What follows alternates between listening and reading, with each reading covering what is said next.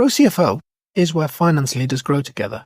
Join thousands of like-minded professionals using Grow CFO to access the combined knowledge and experience of the finance leader community.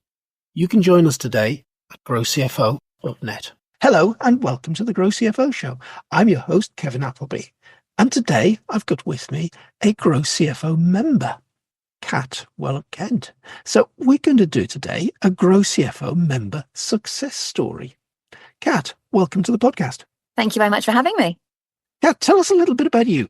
So I am an accountant. I joined Deloitte when I graduated back in 2002. I'm a bit of an odd one. I always knew I wanted to be an accountant. I love the numbers. I used to help my dad with his business when I was a little kid. And then from that, I always wanted to train to be an accountant. So I did my degree in accountancy. I then went and did Big Four ACA training like a lot of people do and loved that experience. Did 8 years in audit and then got well and truly bored of doing checklists. So then I went and did another 8 years in corporate finance, which was much more exciting. I absolutely loved that. But I think what is potentially a relatively familiar story is I had kids and I couldn't figure out how I could blend the excitement and the demands of working in corporate finance with the role I wanted to have at home. So I made a move into a smaller accountancy practice, which is interesting. I didn't realize it would be quite the difference that it actually was. I thought it would be, oh, well, I'm just doing accountancy, but for different clients. But it was very different because when I was at Deloitte, I didn't really do anything to do with tax. So like whenever there was a tax question, you're like, oh, I've got a tax team. I'll just farm it out to whichever tax team is the relevant tax team. Whereas when I started working for a smaller firm where I was working with those earlier stage businesses, many kind of sole traders, very different client base, their main questions were all around tax, like how much tax am I going to have to pay? How can I do this more tax efficiently? And I was a duck out of water. There was a very steep learning curve in that kind of first 6 to 12 months. And also I was getting a lot more involved in the systems and how things worked. And it allowed me to build up that knowledge of different tech stacks and things and really see what were the questions and pain points and challenges that business owners had when they were still at that smaller level. Obviously at Deloitte, I was working with much larger businesses. So it was really interesting to see actually what were the issues that those earlier stage businesses were finding. And that was where I realized, actually, this is what I like to focus on. I know people are interested in the tax, but that's not me. I was much more focused on how to help business owners in those kind of early stages, like first 12 to 24 months, how they can scale and grow their businesses. What information do they need? What questions are they asking themselves that they don't have the answers to from the numbers? And that was where I started to focus. And that was when I came up with the idea of Fractional Finance, which is the business that I started in January 2023 when I decided to become a fractional CFO. And it's really to help those growing businesses get the information they need, because I could see a bit of a gap in the market. For me, a lot of business owners were turning to their accountant for this kind of insight and advice.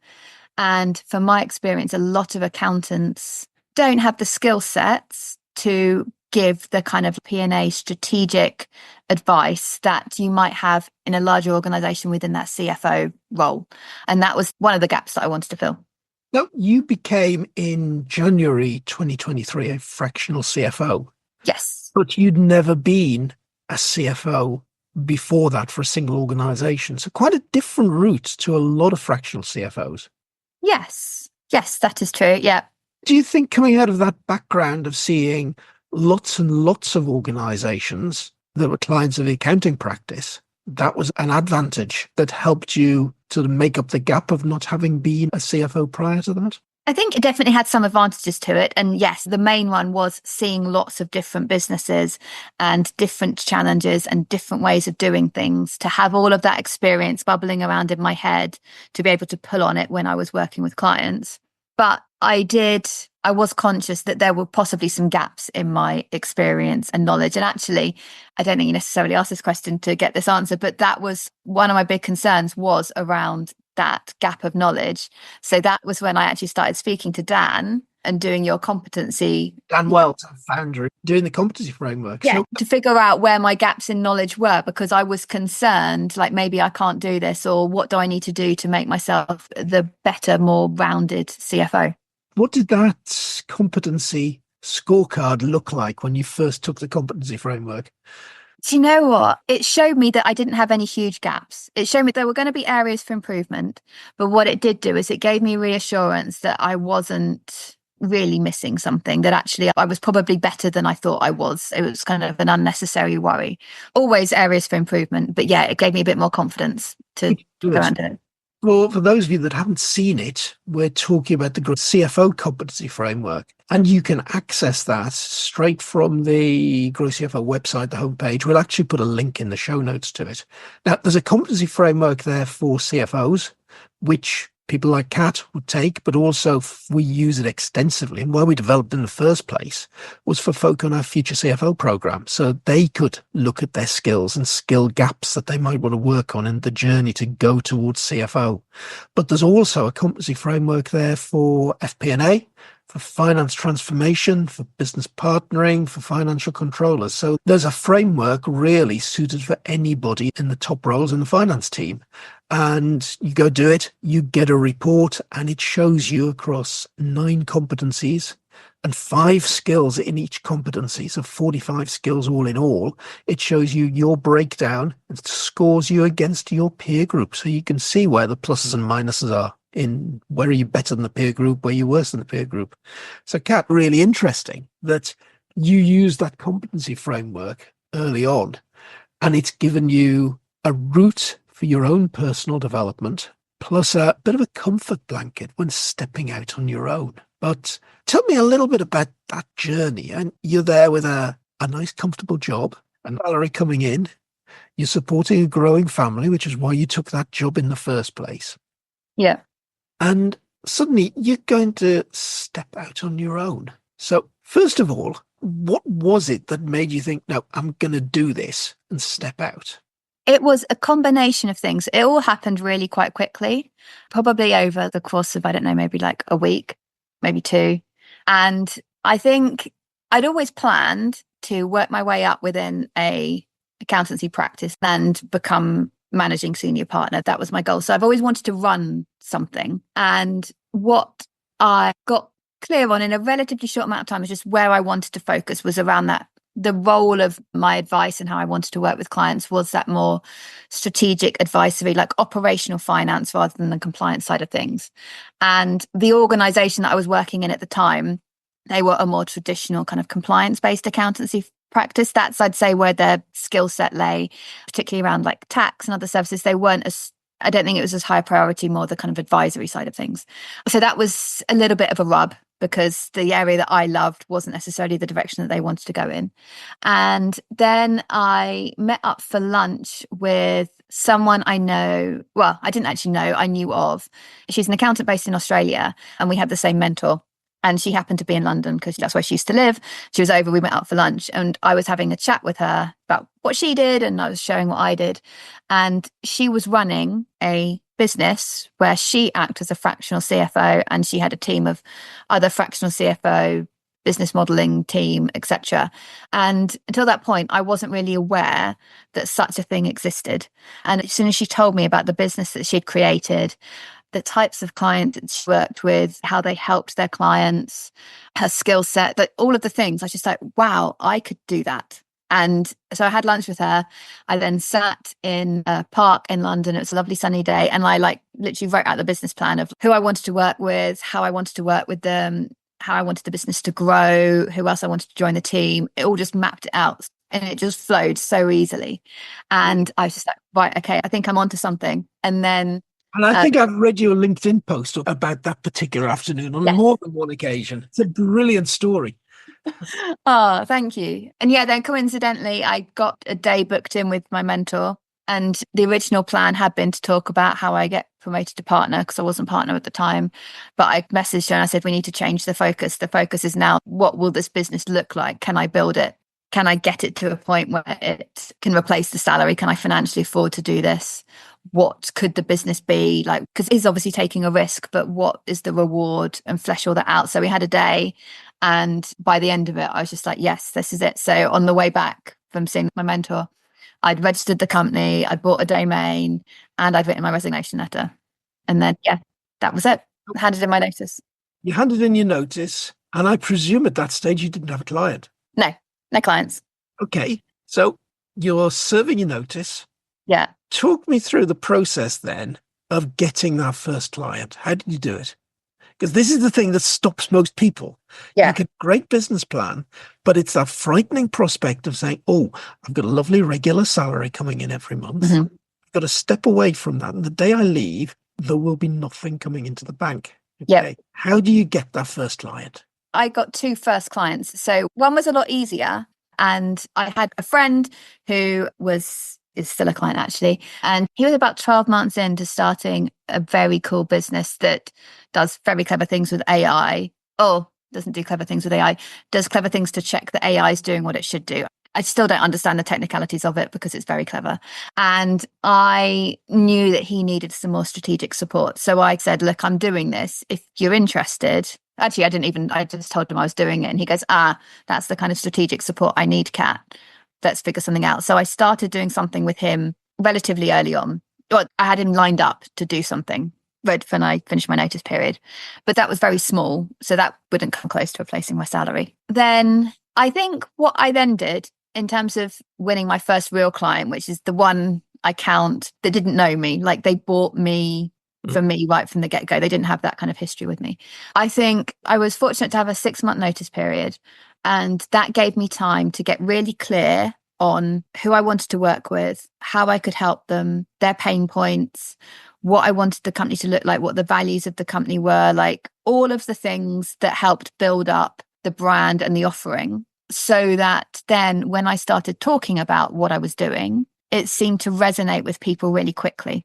And I think that shouldn't be overlooked. I think that's really important to get clear. So I was speaking to people with clarity about, this is how we help people. These are the kind of problems we can solve. These are the kind of people we solve those problems for.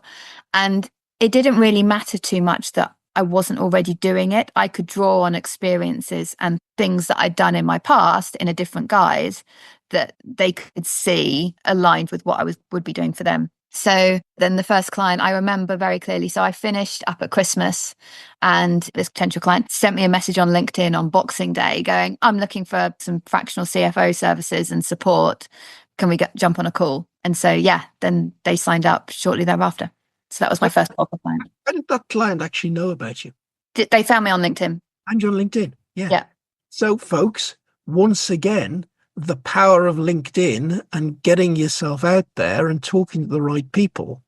It's the best, to my knowledge, lead generation method there is, or job finding method there is. Just get on LinkedIn. Yeah. Especially in those early days, most of my clients came through LinkedIn. And I'm sure they looked at other, like my website or other things to help build up a picture, but they all came through LinkedIn, which then made me think in the background, maybe I shouldn't have spent quite so much time and effort and money building a website. Maybe I could have done nearly as well just with the LinkedIn. But yeah, LinkedIn has been amazing for me. I'm not so sure about that, Kat, because once if somebody's looking for a fractional, yes, they might find you on LinkedIn, but my experience is they'll then spend a lot of time checking you out. Yeah. So they'll be on your website, even though you don't know they've been there. They'll have looked at it. They will have done their research before they have that conversation that says, I want a fractional CFO, Kat, can we talk? Yeah. So 6 months notice. Did you work the full 6 months? Yes, well, bar a couple of days, because I think I was technically still supposed to come back for 3 days in January, and I was just like, can I just finish at Christmas? That makes more sense to me. Yeah. What happens sometimes with firms of accountants is they see you going out on your own in an area that's going to semi-compete, and they say, oh, thank you, 6 months gardening leave. You're not going to talk to any clients for 6 months. That would have been nice, but I think that wasn't their plan. So yeah, so there we are, very lucky. We've got in January 2 clients. Yeah. And that's then the new firm. Yep. So how many hours a week are we working at this point to serve those 2 clients? Well, I mean, in terms of those clients, it wasn't very much. So it did no way filled me up. But I was probably doing, then I was doing some other than ad hoc bits. I did a review and a health check for another client. So I was probably doing, I don't know, maybe 1 day a week max on those clients combined. And then the rest of it was around business development, going out there. Loads of time for business development. Yes. So from that, this is January 23. Yeah. We're now in, as we record this, we're in October 24. So, Kat, how many clients have you got now? So now we're at 17 clients. Oh. There's me and 2 other CFOs on a part-time basis working with them. And we've got a full-time finance manager who's employed part of Fractional Finance, and then a finance assistant that's full-time. You've now got the capability of you and the other fractional CFOs giving CFO level advice. And you've also got people behind you that can do some of the more basic number crunching. Yeah. And that's our whole, I guess, one of our differentiators is that we can provide that whole finance team that you would have if you're a larger organization on a kind of a fractional part-time basis that works for the size that you are at now, but can also scale with you as you grow. So you can either just be the fractional CFO or you can be the fractional finance function. Yeah, and we've got a mixture of clients because some clients have got their own internal finance team that we lead and provide that CFO service. And then we've got other clients where they want the whole gambit. So we do the whole thing. Going back then, clearly there's a big growth journey there. January, 2 clients, you're working a day a week, you're doing a load of business development. So how quickly did it grow? Talk me through those first few months of 2023. What happened? So we were winning about a client a month. For all of 2023, we won a client a month. They were of different sizes. So some were like 2 days. Our largest clients are where we do 2 days a week CFO support. And our smallest clients are, we almost just do we do like quarterly management accounts, a board report, forecasts. So it's much lighter touch. So we've got a whole range in there. But yeah, we were growing at a client a month. But growing at a client a month, the decision point must have come along of, I need some support. Yes. How did that work? Because I've just managed to fill my time up, replace my salary. Yeah. Oh, but I'm going to have to give a load of it away if I want to continue growing. So that must have been an interesting debate with yourself. I always knew that I wanted it to be business, a team, that it wasn't just going to be me doing it on my own. So everything I've done, I've set up with that in mind. The most difficult decisions are around that timing of when to bring on the people versus when the work's coming in, because often the potential client wants to know who they're going to be working with, but the CFO wants the commitment of knowing how much time we're going to be using, whether they're an employee or a contractor. And I want to marry those two as closely as possible. So I'm not out of pocket because I'm paying for CFO time that I'm not being able to charge to clients. So that's a really tricky one. But especially in those early days, we managed it quite well. So just the opportunities and the people that I was working with as potential CFOs, they could do a little bit. They were helping me with the business development or doing some stuff internally whilst I got the opportunity over the line. So it married up pretty well for when my 2 CFOs came on. For the more junior levels, for the finance manager and the finance assistant, it's a little bit easier because one, the salary commitment or the day rate isn't as high, so it's not such a big risk. It also is one of those things where the CFO or I can cover those more junior bits and then we can pass it on. Like it's an easier way to make that work. The CFO is so crucial as a role. And that's how we sell to clients. We always say it's a CFO-led team. The CFO is your main point of contact. The CFO is so important. So the client therefore obviously wants to know who that CFO is and buy into that. So that's where the recruiting of those roles and matching them up with the clients is probably the biggest challenge. Yeah. So how big do you think this business is going to get? What's your ambition? So my ambition for 3 years from now is to be at 2.5 million turnover for this business. I've also got slightly bigger ambitions for other things that we could do that would work really well with fractional finance that I'm hoping to start launching next year. So there's like other kind of projects as well. So yeah, no, I'm hugely ambitious because whenever we're speaking to clients, it's really clear that there is a need for what we're offering. At no point up till now, when we've been growing, if I felt like demand's been an issue, like the demand is there. It's just how quickly we can grow to service that demand. I remember last year, I had a podcast interview with a chap who'd written a book on becoming a fractional CFO. He'd set up his particular practice many years previously in the United States. If you're interested in becoming a fractional CFO, we'll put a link to the book in the show notes because it's a really worthwhile read around setting a practice up. But one of the key things that he looked at was how many companies are out there going through this growth phase versus how many fractional CFOs are there. And the gap is actually pretty huge. There's going to be, we believed, a huge need for fractionals in the future. So if you're thinking that what Kat's talking about is right for you, well, there is a business opportunity there. And Kat wanting to 10x her business in the next 5 years, well, maybe you're one of the fractional CFOs that comes along and works for Kat. Maybe you're out on your own, but there's plenty of room in the market for everybody as far as I can see at the moment. Yeah. Gosh, that is quite an ambition, Kat, to get to that level of growth. And I am sure that based on that success story so far, you're going to get there. Yeah, I'm confident. But you took together the experience you gained in the small accounting firm, but you also had experience in corporate finance before you went there. How relevant is that corporate finance experience to what you're doing? I think, yeah, very relevant because a lot of our clients are getting investment or seeking to get investment. Pretty much all of them have got a plan to exit at some point. So looking to sell. I mean, some even talk about IPOing. So I think understanding that world and what is required, particularly from a finance perspective, gives me a really valuable insight to help the clients that we're working with. And I feel when I'm talking to them, I can talk knowledgeably about, okay, right, well, if you're going through diligence, these are the kind of things that they'd be looking at. This is the kind of thing that a private equity firm would be interested in. If you were IPOing, I can pull on that experience, understand where some of the things have gone wrong, where sales have fallen over because they've uncovered stuff, where people have been price chipped because stuff has come out. All of those kind of things, I can share my experiences on what went wrong to help hopefully work with our clients to allow them to avoid some of those pitfalls. And if you look at my competency framework, my big gap is in fundraising, mergers, acquisitions, where I score virtually 0 on the competency framework because I've never been near one. My understanding of that area is that the actual processes themselves are relatively simple, but it's knowing all the pitfalls. That's the expertise that you want helping you through that. So Kat, some great experience there.